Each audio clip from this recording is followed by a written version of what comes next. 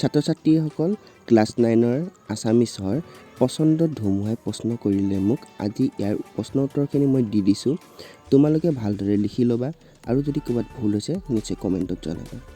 যদি ভিডিঅ'টো চাই ভাল লাগে তেনেহ'লে চেনেলটো ছাবস্ক্ৰাইব কৰি ল'বা এনেকুৱা ধৰণৰ প্ৰশ্নবোৰ পাই থাকিবলৈ পিছলৈ ধন্যবাদ এতিয়া এটা মই গান লগাইছোঁ তোমালোকে